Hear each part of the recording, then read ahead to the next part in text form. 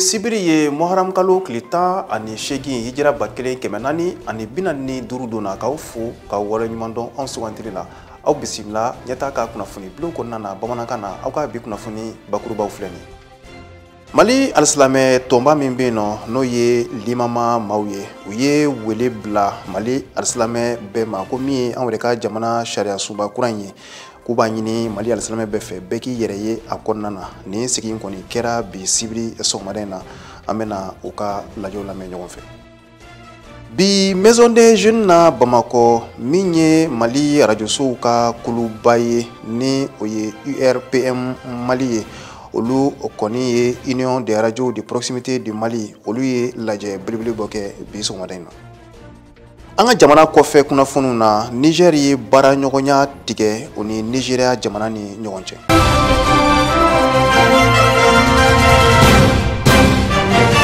ina fo wada magara la bakurbaw la Mali alislame toma min be no ye limama ye no ye la Ligue malienne des imams et érudits pour la solidarité islamique olu koni laje badoke bi utukalo kleduru samba fla ani muga ani saba laje koni konnana waira ka fo ko mi jamana sharia sumba kuraye ko mi koni ye Mali alislame bela jelen hube wole bla uma beki yereye jamana sharia sumba kura koni konnana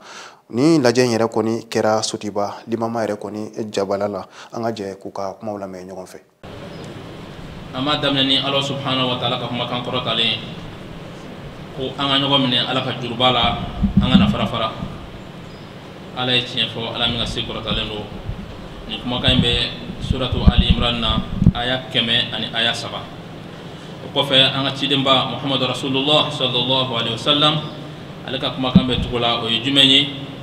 ko mumunu ana mumina nyogon ulle na fo jofe no ko ko bolo kelen ko dobe to geleya koro yi mumunu ka ko bela jelen kelen la kambe sawama o ala ka chide mba e tiefo ne man ke shibai al mamunga ton ko ga biroba ani don bagaw na be fo ma ko limama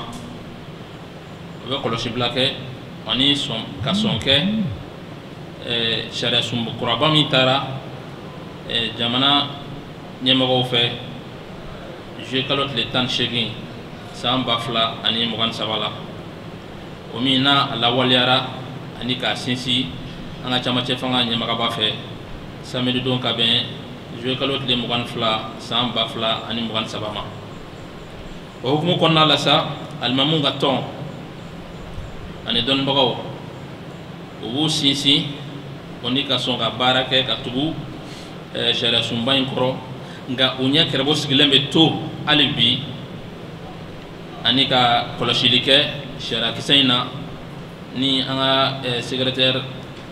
général ka kuma bora ka no ila cité kuma mforala albi anya kerebo sigilembe to akumaina komi ko ate dangare anga dinela o amansi so kuma indeka inshallah ka barake noy o jamana nyama ko munumbu ankuna ame do kuye jamana tafanga ya rabbi alaka duma o ni kuma kan bora anga almanu ba nyama ko ba alhaji mahmud fodi sisi la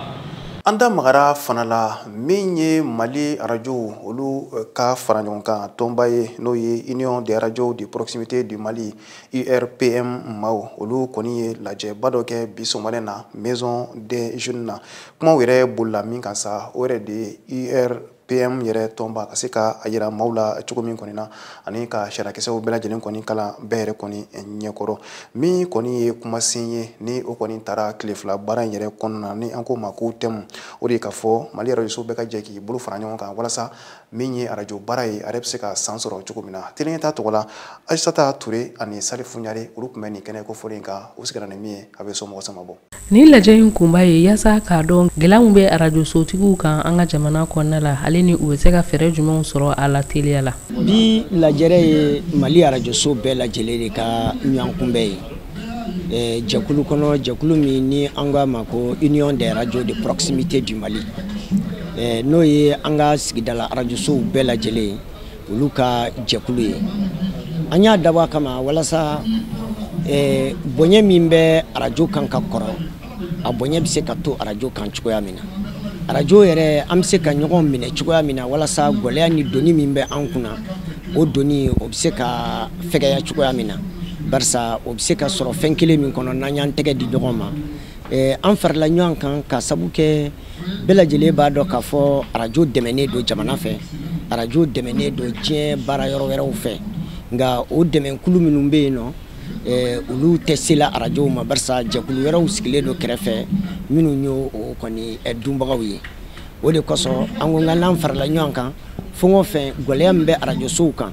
bi arajoso bɛ taa fo 600 ɲɔgɔnna na an ka jamana kɔnɔ o arajo 600 ni kɔ animateur joli don technicien joli don mɔgɔ joli de ka denbaya bɛ balo arajo ko la mɔgɔ joli de jigi dalen don arajo ko kan donc arajo ko bɛ kɛ ka taali cogoya min na an ko fo a ka bɔ o de kɔnɔ. Jɛkulu yɛrɛ ɲɛmɔgɔ ka fɔ la a y'a yira k'a fɔ wulikajɔw caman olu bolo dara yaasa fɛɛrɛ bɛ se ka sɔrɔ u ka degun na. donc an wulila an sera hakɛ mɔgɔw ma wa ni hakɛ mɔgɔw kumana an y'a f'u ye gɛlɛya min b'an kan an y'a yira u la tiɲɛ don an kan k'a sara parce que i ye fɛn o fɛn se k'i ka layidu di fɛn o fɛn na i kan ka layidu bato ni hɔrɔn ye bon hɔrɔn fɛnɛ bɛ siran malo ɲɛ o de bɛ caman bila ka bolifɛnw feereli la ka dugukolow feere ka di hakɛ ma bon an ko an bɛ taa hakɛ deli jo tɛ mɔgɔ ni fanga cɛ dɛ fanga i b'a deli de n'i y'a deli n'a sɔnn'i ye a baara bɛ taa ka ɲɛ bon fanga tɛ dɔwɛrɛ fɛnɛ anw de don parce que minnu sigira anw dɔw de don u b'a dɔn gɛlɛya min b'an kan mais jamana fɛnɛ tɛ marché ni impôt ma sara o donc mais anw kɔni bɛ hakɛto de ɲini u fɛ toujours u k'a lajɛ k'an mako to ka ɲɛ an ma yɛrɛ de nin waati gɛlɛyara an bɛɛ lajɛlen bolo pour que an ka se ka bɔ nin ta in kɔnɔna la sinon a bɛ sara ni ala sɔnna. Jɛkulu in tɔnden ni o ye Monsieur Kulubali ye ale y'a yira k'a fɔ arajosow mago bɛ dɛmɛ caman na yaasa u bɛ se ka u ka baara kɛ ka ɲɛ. Fɛn caman bɛ yen nɔ arajosow kan ka kalan barisa i bɛ baara la f'i ka kalan formation tun bɛ kɛ arajosow kun ne an bɛ ɲini ka san caman bɔ fo ni minnu ye baara kɛ arajosoba la n'o ye ORTM ye i bɛ se olu bɛ formation sɔrɔ mais arajo privé ni formation nana ɲɛmɔgɔw yɛrɛ bɛ na an bɛ fɛ bɛɛ de ka formation sɔrɔ o ye kelen ye filanan arajo bɛ se ka segin a yɛrɛ danbe ma cogoya min na fɔlɔ n'a fɔra ko arajo ye nin fɔ nin bɛɛ lajɛlen bɛ kalan de kɔnɔ arajosow chargew b'u kan barisa arajoso bɛ sara courant bɛ sara bɛɛ bɛ courant sara da dɔn Mali kɔnɔ yan nɔ hali internet ni fɛn ninnu bɛɛ lajɛlen an b'a bɛɛ sara i y'a faamuya baarakɛla ka sara i b'a dɔn charge bɛ arajoso kan mais o bɛɛ n'a ta jamana de bɛ wari minɛ an bolo k'a sɔrɔ arajoso bɛ sigi kuma min na a fɔra de ko jamana bɛ arajoso dɛmɛ de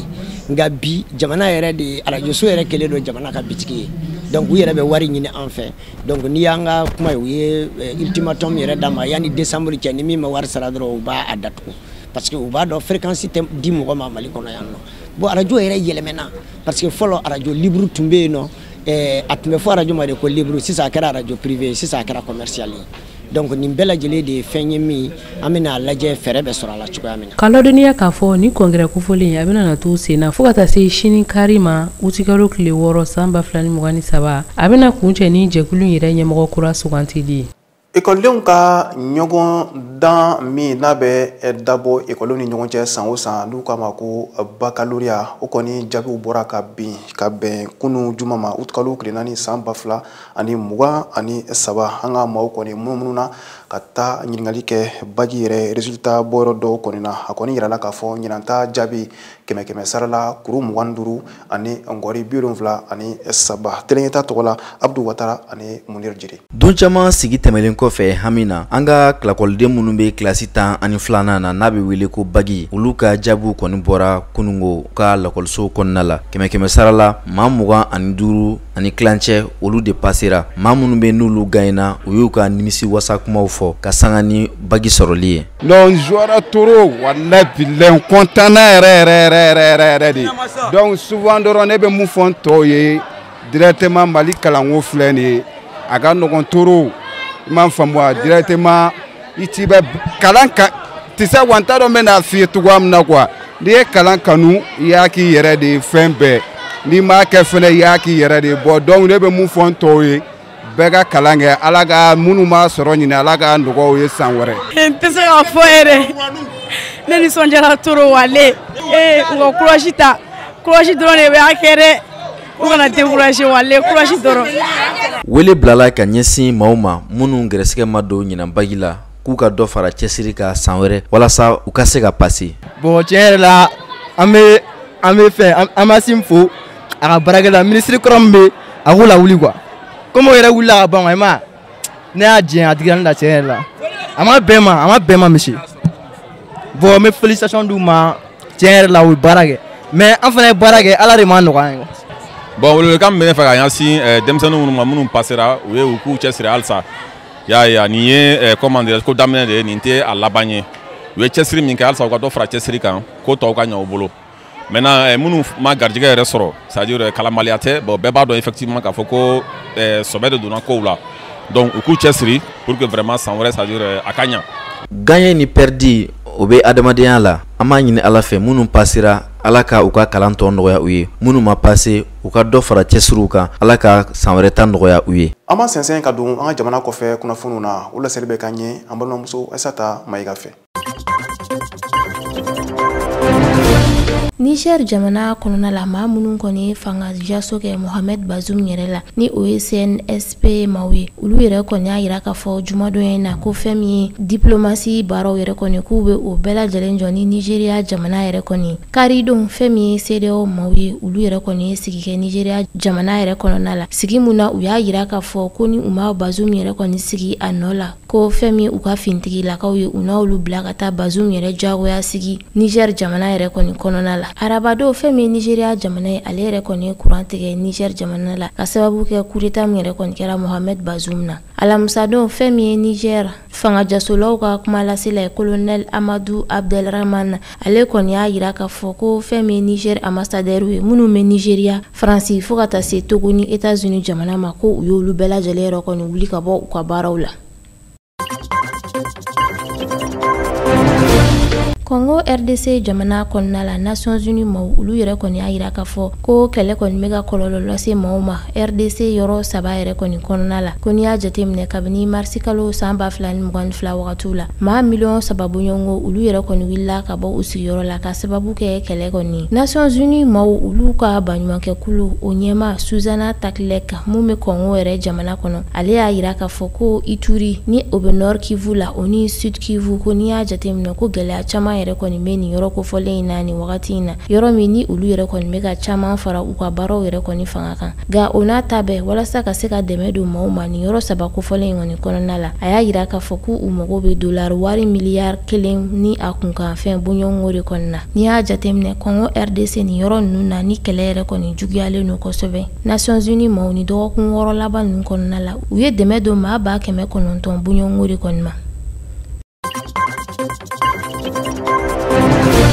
Ethiopie jamana kɔnɔna la ka sababu kɛ kɛlɛ yɛrɛ gani kɔni u ka fintigilakaw o ni u ka kɛlɛkɛkulu dɔw cɛ kɛrɛnkɛrɛnnenya la u ka jamana yɔrɔ la u b'a fɔ yɔrɔ min ma ko Amhara fɛn min gouvernement éthiopien maaw ye olu kɔni état d'urgence yɛrɛ kɔni bila sen kan kɛrɛnkɛrɛnnenya la Amhara yɛrɛ kɔni kɔnɔna la barisa lakana ko sabatili a yɛrɛ kɔni taara ka bɛɛ lajɛlen bolo da nin yɔrɔ kofɔlen in na n'i y'a jateminɛ novembre kalo la san 2020 kana se san 2022 ma nin kɛlɛkɛla ninnu ni Ethiopie ka fintigilakaw yɛrɛ de kɔni kun ye faralen don ɲɔgɔn kan ka Tigre kɛlɛ yɛrɛ kɔni kɛ ɲɔgɔn fɛ nka kabini avril kalo yɛrɛ kɔnɔna la u ka jamana ɲɛma a y'a yira k'a fɔ ko a bɛ fɛ ka nin kulu in yɛrɛ kɔni jɛnsɛn o de kɔni nana kɛ sababu ye ni ka na ni mankanba yɛrɛ o de la alamusado u ka pankulu soba ni o ye Ethiopian Airlines ale kɔni y'a yira k'a fɔ ko a y'a ka pankulu yɛrɛ sen jɔ fɔlɔ yɔrɔ la u ka jamana yɔrɔ la u b'a fɔ yɔrɔ min ma ko Amhara Gondar fo ka taa se Lalibela yɛrɛ kɔni ma.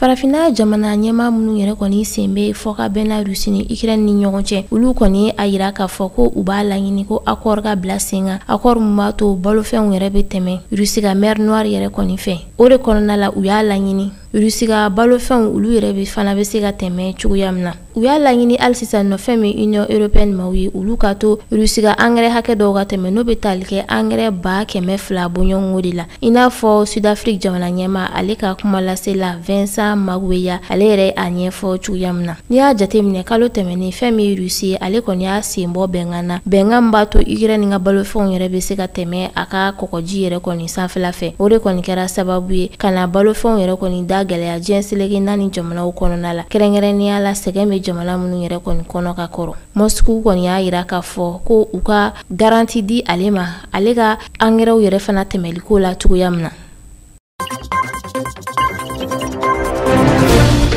Nin bɛ dansigi aw ka bi kunnafoni walawalali kɛnɛ kan ɲɛmɔgɔso ye min fara ɲɔgɔn kan an ma se ka laseli k'aw ye an b'an filɛbaga mandiw fo sanga ani wagati Mali kɔnɔ ani Mali kɔ kan nka bi an ka foli bɛ kɛrɛnkɛrɛn ka se an yɛrɛ cakɛɲɔgɔn min bɛ Joro n'o ye arajo Jɛdugu ye ka Joro k'a bɛɛ lajɛlen fo arajo Jɛdugu maaw tɔgɔ la ko ni baara aw k'an bɛn sini ni Ala sɔnna ma.